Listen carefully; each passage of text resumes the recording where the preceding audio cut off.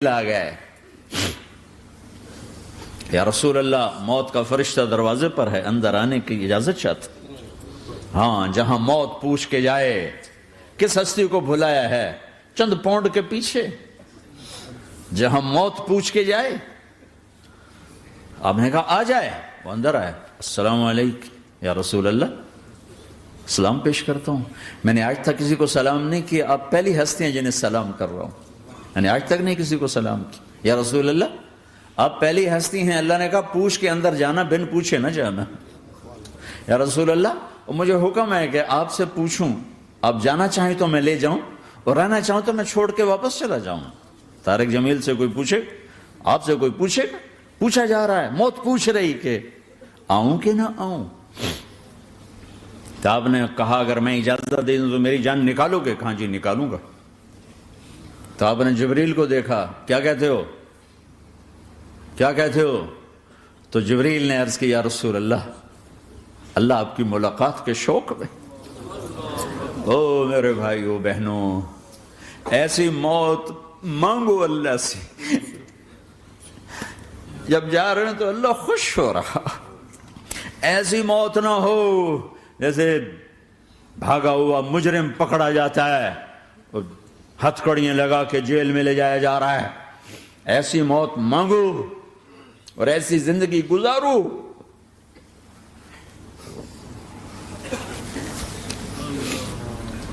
موت ہمارے لیے راحت ہے، اللہ خوش ہو رہا۔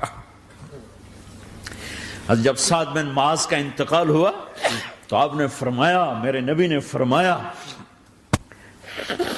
سعد بن معاذ بڑے صحابہ میں ہیں، میرے نبی نے فرمایا کہ آج اللہ کا عرش خوشی سے جھوم اٹھا ہے، چونکہ وہاں تو جا رہے ہیں نا، یہاں سے نکلنا ہے، وہاں تو پہنچنا ہے، وہاں تو خوشی ہے، یہاں غم ہے۔ تو آپ نے کہا، میرے نبی نے فرمایا کہ آج میرے اللہ کا عرش سعد کے پہنچنے پر خوشی میں جھوم اٹھا ہے۔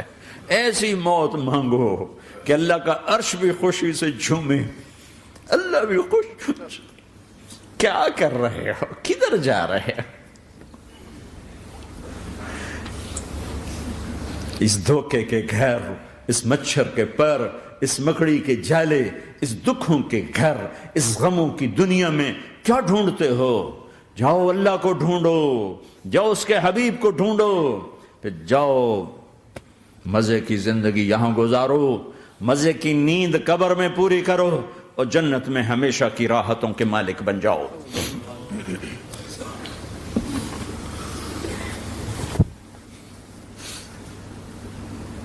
کہ یا رسول اللہ، اللہ ملاقات کے شوق میں ہے۔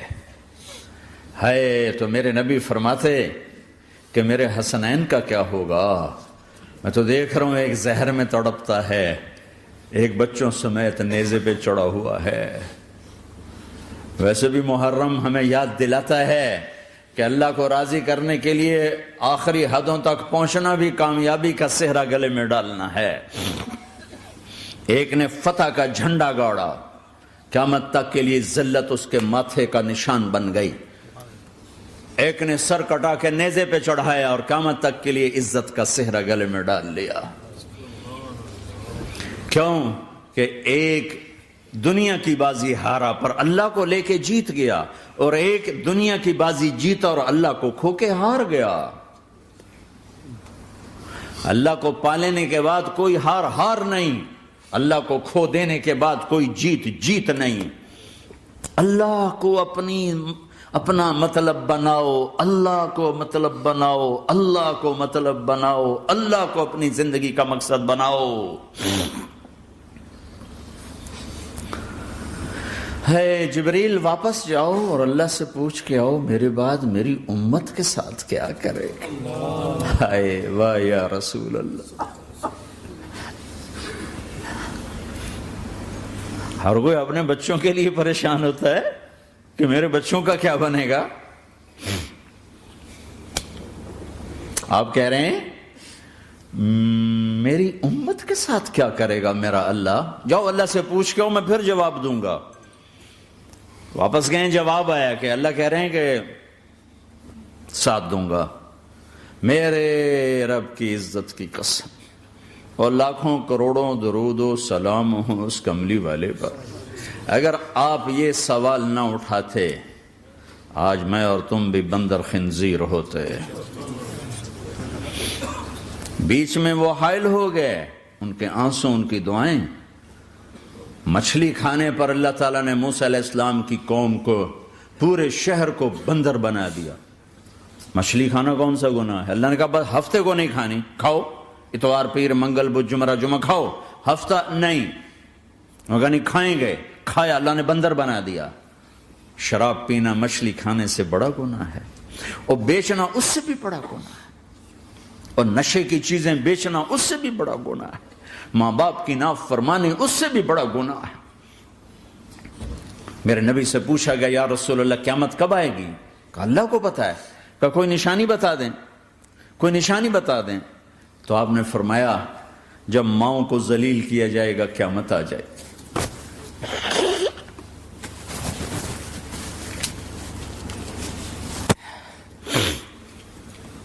یہ تو اس کی دعائیں ہیں، بیچ میں آ کے کھڑی ہو جاتی ہیں۔ اللہ تعالیٰ نے کسی کو بندر بنایا، کسی کو خنزیر بنایا، کسی کو زمین میں دسایا، کسی کو پانیوں میں بہایا، کسی کو ہواؤں سے اڑایا، کسی پر آگ کو برسایا، کسی پر بجلیوں کی چمک کو سے ان کو راکھ کیا۔ کب میرے رب نے کیا کچھ نہیں کیا۔ وَكَمْ أَهْلَكْنَا مِنَ الْقُرُونِ مِنْ بَعْدِ نُوحٍ وَكَفَى بِرَبِّكَ بِذُنُوبِ عِبَادِهِ خَبِيرًا بَصِيرًا۔ کیا کچھ نہیں ہوا ہمارے ساتھ، وہ کچھ کیوں نہیں ہوا کہ وہ کملی والے کی دعائیں ہیں، دعائیں ہیں، دعائیں ہیں، رونا دھونا ہے، امتی امتی۔ اچھا چلو یہ تو دنیا ہو گئی، آپ نے یاد رکھا۔ میدان معاشر میں میرے نبی نے فرمایا جب جہنم کو لایا جائے گا اور ایک چیخ مارے گی، کوئی کسی کو یاد نہیں کرے گا، سب بھول جائیں گے۔ ہر ایک کی زبان کے آپ نے مشہور لفظ سنا ہوگا نفسی نفسی۔ جب جہنم آئے گی تو ایک چیخ مارے گی، اور کئی بلین فرشتے اس کو پکڑ کے لا رہے ہوں گے، اور وہ ان کے ہاتھوں سے نکل رہی ہوگی، اور اس کی آگ کے شعلے اور اس کا دھواں اور اس کی چیخ اور اس کی آواز۔ تو جب وہ قریب آئے گی تو اس کے آواز پر سارے مرد عورت زمین پر گریں گے، اور سب کہیں گے یا رب نفسی نفسی، یا رب نفسی نفسی، یا رب نفسی نفسی۔ یا اللہ میری جان، میری جان، ماں نہیں، ابا نہیں، بیوی نہیں، بچے نہیں، بھائی نہیں، میری جان۔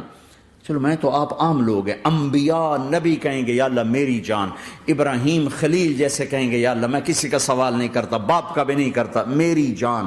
اور عیسیٰ علیہ السلام جیسی ہستی کہیں گے یا اللہ میں اپنی ماں مریم کا بھی سوال نہیں کرتا، میری جان، میری جان۔ عیسیٰ علیہ السلام سے لے کر آدم علیہ السلام تک نفسی نفسی، نوح علیہ السلام نفسی نفسی، یحییٰ زکریا باپ بیٹا ہیں لیکن نفسی نفسی، سلیمان داؤد باپ بیٹا ہیں لیکن نفسی نفسی، یوسف یعقوب باپ بیٹا ہیں لیکن نفسی نفسی، یعقوب و اسحاق باپ بیٹا ہیں لیکن نفسی نفسی، اسحاق ابراہیم باپ بیٹا ہیں لیکن نفسی نفسی، اسماعیل ابراہیم باپ بیٹا ہیں لیکن نفسی نفسی۔ یہ نبیوں کا حال ہے، میرا کیا حال ہوگا؟ لیکن اسی ہنگامے میں جب ہر مرد عورت کہے گا نفسی نفسی، ایک آواز ابھرے گی امتی امتی، ایک آواز آئے گی امتی امتی، ایک دکھ بھری، ایک درد بھری آواز آئے گی امتی امتی۔ سننے والے حیران ہوں گے یہ کون ہے، یہ کون ہے جو اپنے آپ کو نہیں مانگ رہا، اپنی امت کو مانگ رہا ہے، یہ کون ہے؟ جب آواز کی طرف نظریں لگیں گی، ہو یہ تو محمد الرسول اللہ ہے، جھولی پھیلی ہوئی ہے، ہاتھ اٹھے ہوئے ہیں، اے رب میری امت۔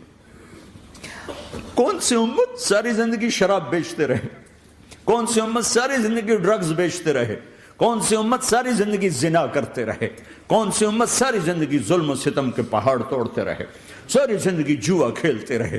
آپ تو کہتے دفع ہو جاؤ، میری نظروں سے دور ہو جاؤ، نہ تمہیں میری عزت کا خیال نہ میری نسل کی قربانیوں کا خیال، میرے معصوم بچے نیزوں پہ چڑھ کے اس کے دین تم چند پونڈوں پہ کیا ظلم ڈھا کے آئے ہو، دفع ہو جاؤ یا اللہ انہیں جہنم میں ڈال، یہ کہنے کا موقع تھا۔ میں قربان جاؤں اس نبی رحمت، اس کامل اکمل نبی پر، اس ہادی رہبر پر میں کہاں سے الفاظ لاؤں ان کی تعریف کے لیے۔ دو ہستیوں کا حق نہیں ادا کیا جا سکتا، ایک اللہ، ایک اللہ کا رسول۔ ہر ایک کا حق ادا ہو سکتا ہے، اللہ اور اس کے رسول کا حق نہیں ادا ہو سکتا۔ وہ کہتے جا اللہ ان کو آگ میں ڈال دے۔ انہوں نے نہ مجھے دیکھا، نہ میرا گھر دیکھا، نہ میرے پیٹ پہ پتھر دیکھے، نہ میرا راتوں کو تڑپنا دیکھا، نہ میرا مچلنا رونا دیکھا، نہ احد میں ٹوٹے دانت دیکھے، نہ طائف میں بکھرا خون دیکھا، نہ کربلا میں اولاد کے سر نیزوں پہ چڑھے دیکھے۔ دفعہ دور کر دے میری آنکھوں سے، میں قربان جاؤں اس نبی رحمت پر۔ کہہ رہے ہیں یا اللہ میری امت، یا اللہ میری امت، یا اللہ میری امت، یا اللہ میری امت۔ نہ یہاں بھلایا نہ وہاں بھلایا۔ آپ کے لیے ممبر آئے گا، میرے حبیب بیٹھو، تو آپ کہیں گے اب مجھے خیال آئے گا اگر میں بیٹھا تو یہ مجھے لے کے جنت میں نہ چلا جائے، اور اللہ کہہ رہا بیٹھو تو میں کیا کروں گا؟ میں خود زمین پہ کھڑا رہوں گا، ممبر پہ ہاتھ رکھ دوں گا۔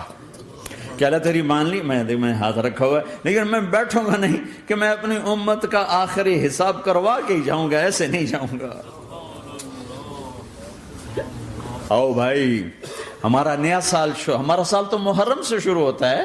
ویسے تو جنوری بھی اللہ کا، محرم بھی اللہ کا، سورج اللہ نے بنایا تو جنوری فروری بھی اللہ کا، اور چاند اللہ نے بنایا تو محرم ربیع الاول بھی اللہ تعالیٰ کا، دونوں ہی اللہ کے ہیں۔ کسی نے یہ لے لیا، کسی نے وہ لے لیا۔ ہم نے چونکہ چاند کا کیلنڈر بنایا تو ہمارا تو اب سال شروع ہو رہا ہے، ہمارا تو نیو ایئر اب ہے، ہمارا نیو ایئر رونے سے شروع ہوتا ہے۔ کیسا اللہ نے نظام بنایا، کسی اور مہینے میں یہ واقعہ ہو جاتا، نہیں سال کے شروع میں یہ واقعہ رکھا ہے کہ ہر ایک کو پتا چلے کہ ہاں نیا سال خوشی منانے کے لیے نہیں ہوتا، نیا سال آخرت کی تیاری کے لیے ہوتا ہے کہ ایک سال چلا گیا، ایک سال اور زندگی سے نکل گیا، اور بھی جلدی سے اللہ کو راضی کرنے کا کوئی کام کرنے کو، توبہ کرنے کو، اللہ کو راضی کر لیں۔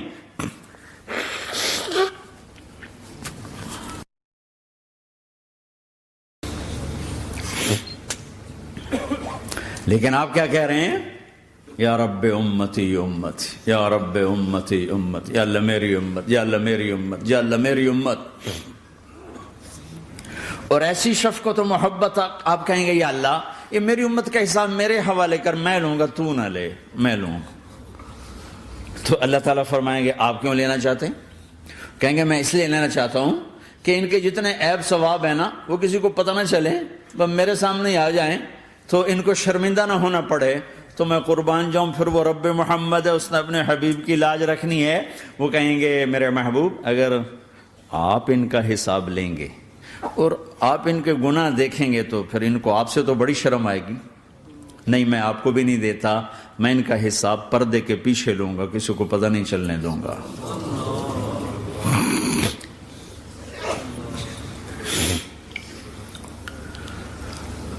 اتنی بڑی ہستی، اور آگے دیکھو طائف میں پتھر پڑ رہے ہیں، اور ہر قدم پہ پتھر پڑتے ہیں، یہاں تک کہ ایک دم پتھر پڑنے سے تو خون نہیں نکلتا، پتھر کون سا کوئی تیر ہوتا ہے، پتھر تو پتھر، لیکن اتنے پتھر پڑے پنڈلیوں کے اوپر کے پھٹ گئیں، ان سے خون نکلتے نکلتے نکلتے جو جوتا تھا پاؤں میں ایسے ساتھ ایسے چپک گیا،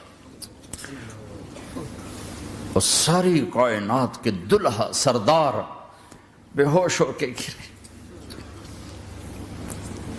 وہ آپ کے غلام زید نے نوکر تھے، انہوں نے اٹھایا کندھے پر، بھاگے، پیچھے وہ سر پہ چڑھے ہوئے پتھر مار رہے ہیں، اور آپ جتنا بھاگ سکتے تھے بھاگے، یہاں تک کہ بے ہوش ہو کے گر گئے۔ خون زیادہ نکل گیا تو انہوں نے کندھے پہ اٹھا، دوڑ لگائی، اور آگے سامنے باغ تھا، کس کا؟ سب سے بڑے دشمن کا، مکے والا عتبہ بن ربیعہ۔ عتبہ کون ہے؟ یہ جنگ بدر میں جس کے ہاتھ میں جھنڈا تھا، اور جنگ بدر میں قریش مکہ کے لشکر کا جو چیف تھا وہ، اس کا باغ۔ لیکن زید کو کوئی پناہ نظر نہیں، وہ باغ میں گھس گئے اور اللہ کے نبی کو ایک انگور کی بیل کے نیچے لٹایا۔ تو جان کا دشمن عتبہ، لیکن جب اللہ کے نبی کو خون و خون دیکھا تو اس کا دل بھی پگھل کے رہ گیا، کہنے لگا ہائے ہائے، طائف والوں نے محمد کے ساتھ کیا کرتا۔ جس پر دشمن کو رحم آیا ہمیں اس پہ رحم نہیں آیا، ہم نے اس کے آنسوں کی کوئی قیمت نہیں لگائی۔ وہ اتنا ایموشنل ہوا کہ جلدی سے گیا اور پلیٹ میں انگور توڑ کے سجائے۔ جب جانے لگا تو پھر شرم اور وہ ایک حجاب درمیان میں آڑے آ گیا، تو اپنے غلام کو بلایا، عداس کا، عداس یہ لے جا وہ جو آدمی زخمی پڑا، اسے جا کر کہنا کہ تمہیں رشتے داری کی قسم میرے انگور رد نہ کرنا، کھا لے۔ حالانکہ موقع تھا کہ قتل کرتا، ہر وقت قتل کرنے کے منصوبے بنا رہے، ابھی موقع تھا کہ قتل کرتا۔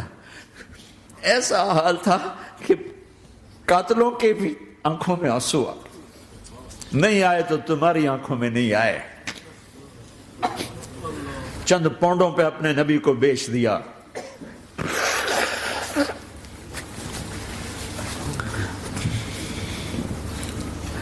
کہنے کا عداس یہ لے جا، وہ جو آدمی لیٹر پڑا، اسے کہنا تو میں رشتہ داری کی قسم دیتا ہوں میرے انگور رد نہ کرنا، کھا۔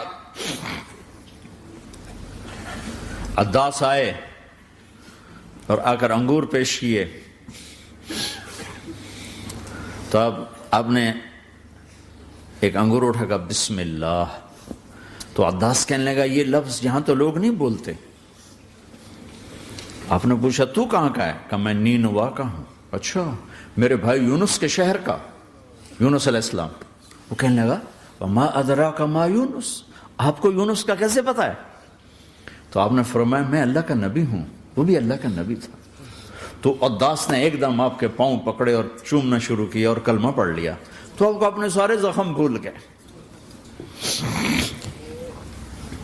پھر جو آپ نے اللہ سے بات کی ہے نا، آئے ہائے ہائے ہائے ہائے، کیا اللہ پاک کے سامنے اللہم اشکو الیک ضعف قوتی وقلت حیلتی وہوانی علی الناس، اے میرے رب آج تجھ سے گلہ نہ کروں، آج تجھ سے گلہ نہ کروں، تو نے مجھے کن کے حوالے کر دی، تو نے مجھے کن کے حوالے کر دی، الی عدو ملکتہ امری او بعید یتجحم، ایسے دشمنوں کے حوالے تو نے کیا جنہوں نے میرا یہ حال کر دیا، تجھ سے کون سا چھپا ہوا ہے۔ ساتوں آسمان لرز گئے، عرش کانپ اٹھا، اور جبریل فرشتے کو لے کر ایک سیکنڈ کے کروڑویں حصے میں حاضر، یا رسول اللہ حکم فرمائیں اطبق علیہم الاخشبین، یہ دو پہاڑ اٹھاؤں گا اور یوں ایسے چکی کی طرح یوں کر دوں گا۔ نبی رحمت، نبی رحمت، نبی رحمت۔ ارے تم تو آپس میں رحمت نہیں رہے ہو، ایسی فرقہ واریت کی آگ میں جلے ہو کہ ایک دوسرے کو سلام کرنا چھوڑ گئے، ایک دوسرے کے پیچھے نمازیں پڑھنا چھوڑ گئے۔ اور جاؤ پاکستان میں دیکھو ایک دوسرے کے خون کے پیسے پھر رہے ہیں۔ یہ کون سی امت ہے؟ یہ کون سا اسلام ہے؟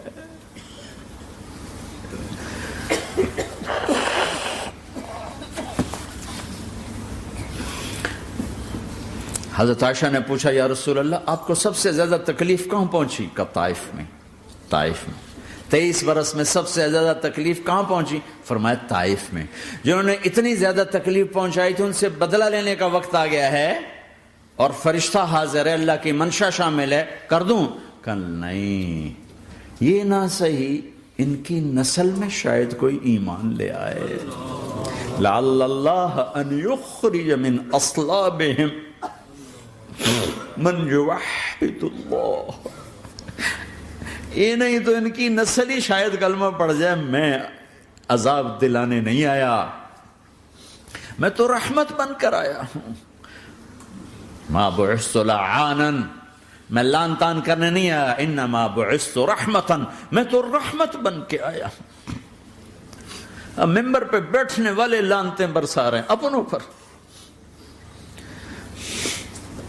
امت بنو، مسلمان بنو.